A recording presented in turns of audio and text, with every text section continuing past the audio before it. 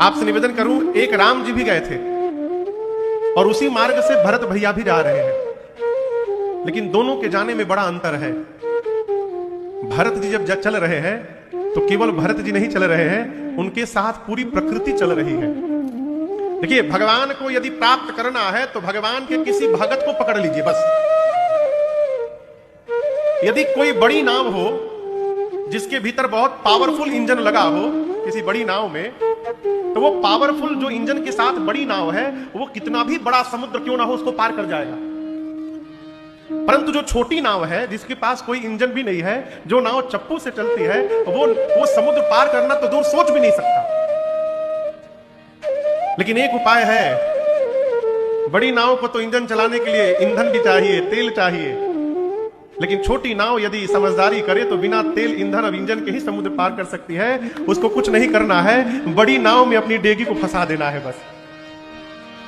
बड़ी नाव में डेंगी फंसाइए और उसके बाद बड़ी नाव चलेगी तो अपने साथ सैकड़ों छोटी नाव को लेकर के समुद्र पार कर जाएगी।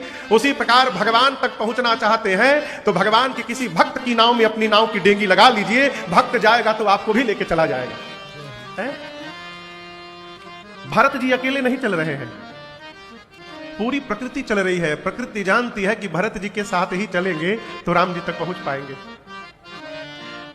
आपको बताऊं, भरत जी चल रहे हैं तो ऊपर आकाश में बादल चल रहे हैं भरत जी के साथ। गोस्वामी जी कहते हैं कि ये जाहि छाया जलद, बादल भरत जी के ऊपर छाया बना के चल रहे हैं। और इतना ही नहीं, सुखद बहई बरबार, शीतल मंद सुगंध हवाएं भी भरत जी के साथ चल रही हैं। गोस्वामी जी को कहना पड़ा, तसमग भयउ न राम कह, जस भा भरत ही जात।